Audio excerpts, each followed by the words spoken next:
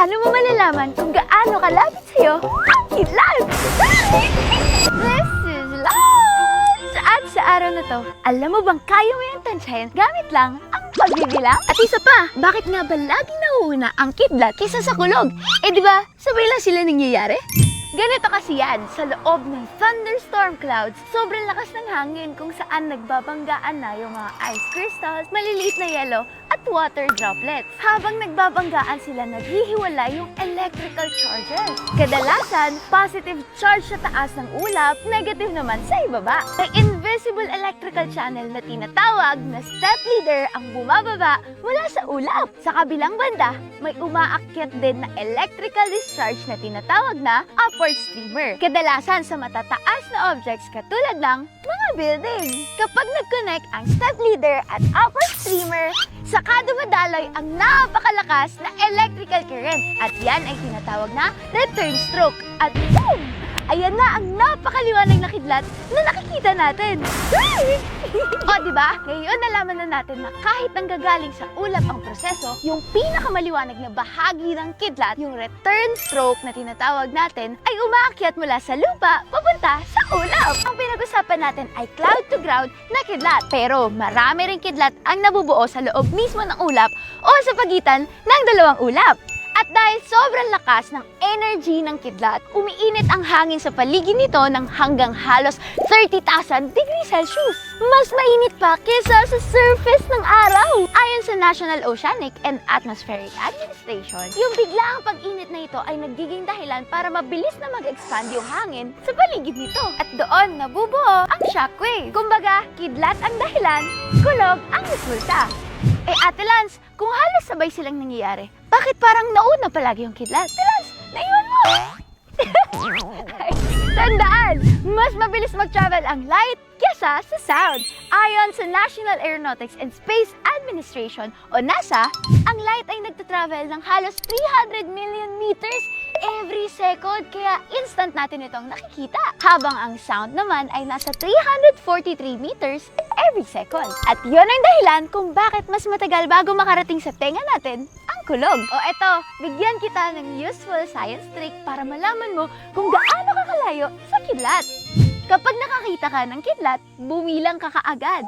1001, 1002, 1003, hanggang sa marinig mo ang kulog. Kapag 3 seconds, 1 kilometer. Kapag 6 seconds, 2 kilometers. Kapag 9 seconds, 3 kilometers, and so on. Pero, eto ang tatandaan mo ha, kapag 30 seconds o mas mababa pa ang pagitan ng kidlat sa kulog, naku, nasa danger zone ka! Pumasok ka na agad sa bahay, sa building, o sa isang fully enclosed na sasakyan. So next time na makakita ka ng kidlat, try mong bumilang agad para malaman mo kung malayo ka ba o kung kailangan mo nang humanap ng ligtas na masisilungan. So, ayun lang muna para sa araw na to. Sana may natutunan ka. God bless! Keep This is lunch! At sa araw na to, nasa ibang setup tayo. As you can see, nakikuya Ketsort setup tayo. Dahil ngayon, i-update ko lang kayo sa laptop natin, recent purchase natin. Ito yung HP Victus Gaming laptop natin na Ryzen 7 at RTX 4050. So far, sulit naman siya para sa mga ginagawa natin like multitasking, gaming, na-try na rin natin, at video editing. Sobrang mahalaga yun. Kuwentuhan ko lang pala kayo sa mga kinonsider natin bago tayo bumili ng laptop. Una, processor. Ito kasi yung utak ng laptop at dito nakadepende yung overall speed at performance niya. Second is yung RAM. Mas mataas na RAM, mas smooth yung pag-multitask. Pangatlo, graphics card. Kung nag-edit nyo, nag-gaming, at gumagamit ng mga applications like mga mabibigat na apps. Lastly, the budget. Sorry na po, Sir Dino Cornell. This is bro! Grabe po yung budget niyo yun. Sana all. At nga pala, medyo fun fact lang. Sa panahon ngayon, habang tumataas yung demand sa AI, lalo na ngayon, parang nagiging parte na siya ng everyday lives natin.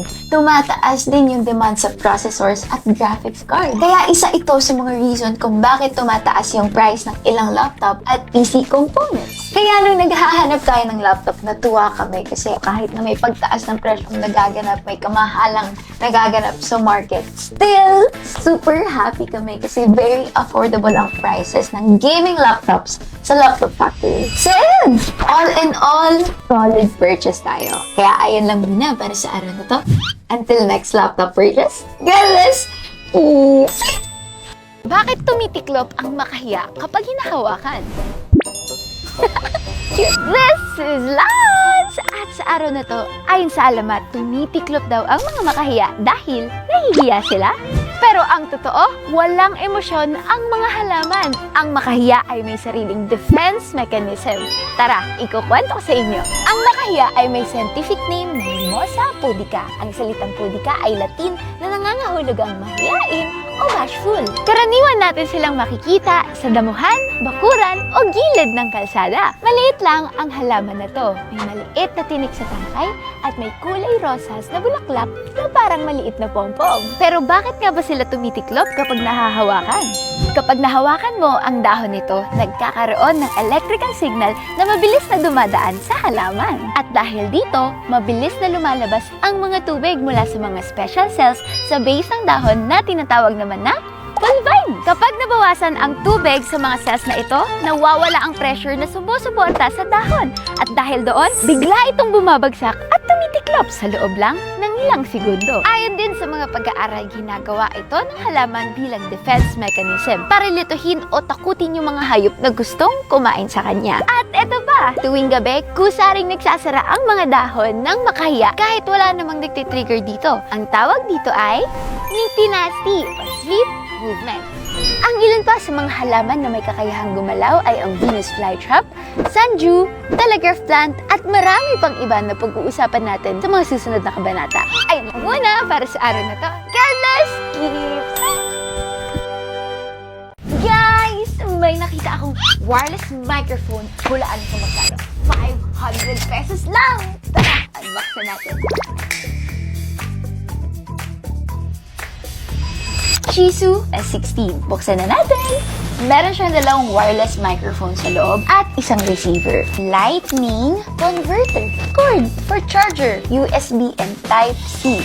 Meron ding earphones. Grabe, para sa 500 pesos. Daming laman. Meron din kasama wind muffs. Testing na natin. Tara! Ito yung sound niya kapag wala akong mic na gamit. So, lagay na natin. Plug it. Ito naman yung sound niya kapag naka-plug. Plug and play nga pala to at tumatagal din siya up to 6 hours and 100-meter obstacle-free reception. Meron ako ditong electric fan para i-test yung noise cancellation niya. Ito siya kapag hindi naka-on yung noise cancellation. Ito naman kapag naka-noise cancellation. Okay ba? Meron din pala siyang echo mode. Ito yung echo mode. Amazing! Ito naman yung mute. So, ayun lang! Okay ba? Kung gusto mo nitong wireless microphone from Shisu, check out mo na yan dyan sa Yellow Basket. Yan lang! See you! Oh ha! Nakasimangat ka na naman. Alam ko na. Punong-puno at umay na umay ka na sa mga balita ngayon, no? Ayun eh. Pero naniniwala ko na darating din yung panahon na mananaig pa rin yung kabutihan laban sa kadiliman at kasamaan. Kaya ikaw, piliin mong maging mabuti. Piliin mong gawin yung tama. May nakatingin man o wala. Okay? Ang ganda